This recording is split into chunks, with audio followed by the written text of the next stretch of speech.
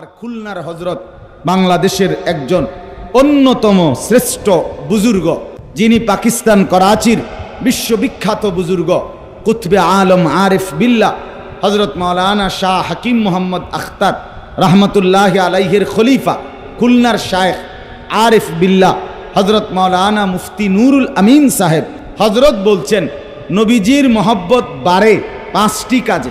এই শেষ কথা এটা বলি, কয় কাজে? 5 কাজে নবীজির ভালোবাসা বাড়ে, মহব্বত বাড়ে। 1 নাম্বার, প্রত্যেক সোমবারে রোজা রাখা, যেটাই বললো না, এটা 1 নাম্বার। প্রত্যেক সোমবারে রোজা রাখে যে, রসুলের ভালোবাসা তার বাড়তে থাকে। সুবহান, প্রত্যেক সোমবারে রোজা, শুধু সুবহানাল্লাহ বলার জন্য বলি নাই, আমল করার জন্য। মসজিদের বাইরের থেকে সুবহানাল্লাহ কই আমল করবা কিনা হেটা কও। প্রত্যেক সোমবারে রোজা রাখবা, বলো ইনশাআল্লাহ। যুবক যারা অবিবাহিত তাদের জন্য তো আরো বেশি দরকার, আরো বেশি দরকার। রোজার বরকতে চরিত্র হেফাজত, আখলাকের হেফাজত হয়। রসুলের হাদিসে নবীজি বলছে, যারা এখনো বিবাহ করতে দেরি হচ্ছে, প্রস্তুতি আছে, ব্যবস্থাপনা আছে, বিভিন্ন কারণ, তো আল্লাহ নবী বলছে রোজা রাখো, রোজা তোমার আখলাক নিয়ন্ত্রণ করবে। এজন্য রাসূলুল্লাহ সাল্লাল্লাহু আলাইহি সাল্লামের ভালোবাসা বৃদ্ধির জন্য 1 নম্বরে প্রত্যেক সোমবারে কি রাখা? রোজা। 2 নম্বর, মাসনুন দোয়া। সকালবেলা ঘুম থেকে উঠে আবার রাত্রিবেলা ঘুম যাওয়া পর্যন্ত আমি যা যা করি, আমরা প্রত্যেক কাজের ক্ষেত্রে নবীজির শিখানো দোয়া আছে, আছে কিনা বলেন? ঘুম থেকে উঠে, ঘুম যাওয়ার আগে, বাথরুমে যাওয়ার আগে, বাথরুম থেকে বের হয়ে, খাওয়ার আগে, খাওয়ার পরে, মসজিদে ঢুকার আগে, মসজিদ থেকে বের হওয়ার আগে, একেবারে সব ব্যাপারে মাসনুন দোয়া নবীজির আছে। যে ব্যক্তি এই দোয়াগুলো শিখে শিখে পড়তে থাকে, আল্লাহর রসুলের ভালোবাসা মহব্বত তার বাড়তে থাকে। এই হলো কয়টা? 2টা। 3 নাম্বার হলো রসুলুল্লাহ সাল্লাল্লাহু আলাইহি সাল্লামের ভালোবাসা বাড়ে যে ব্যক্তি সব কাজ সুন্নত মোতাবেক করতে চেষ্টা করে। সকল কাজ যে কি করে? সুন্নাত মোতাবেক, সুন্নাত মোতাবেক। নবী সাল্লাল্লাহু আলাইহি সাল্লাম তিনি মিসওয়াক করতেন, এজন্য আমি করি।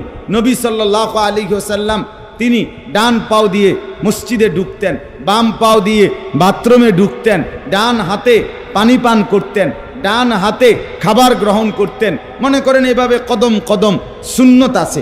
এই সুন্নতগুলো যে মানে, রসুলের ভালোবাসা তার বাড়তে থাকে। 4 নাম্বার, প্রতিদিন নিয়মিত রসুলুল্লাহ সাল্লাল্লাহু আলাইহি সাল্লামের একটি নির্দিষ্ট কোনো জীবনী, নবীজির জীবনী, অনেক বই আছে ভালো ভালো, এই নবীজির জীবনীর উপরে কোনো বই কেউ যদি নিয়মিত পড়তে থাকে, নবীজির জন্ম, নবীজির শৈশবকাল, নবীজির কিশোরকাল, নবীজির যৌবনকাল, নবীজি নবুয়তের পূর্বে 40 বছর কি করছে, 40 বছর পরে 23 বছর কি করছে, মক্কায় কি হলো, মদিনায় কি হলো, এগুলো যে বারবার বারবার পড়তে থাকে, আল্লাহ রসুলের মহব্বত ভালোবাসা তার বাড়তে থাকে।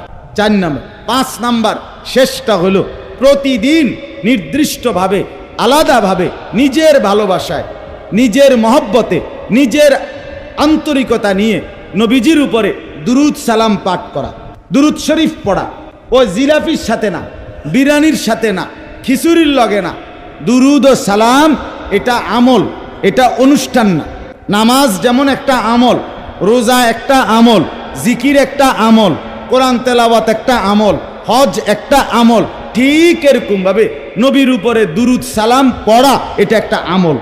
এটা একটা কি বলেন না, একটা আমল। আমল এটা প্রত্যেক ব্যক্তি যত বেশি দুরুদ শরীফ পড়বে নবী সাল্লাল্লাহু আলাইহি সাল্লামের উপরে, তত তার ফায়দা হবে, তত তার ফায়দা হবে।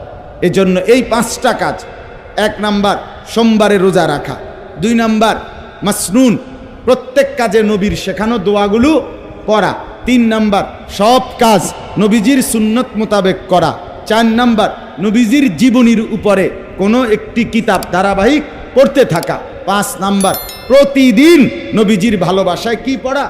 দুরুদ ও সালাম পড়া।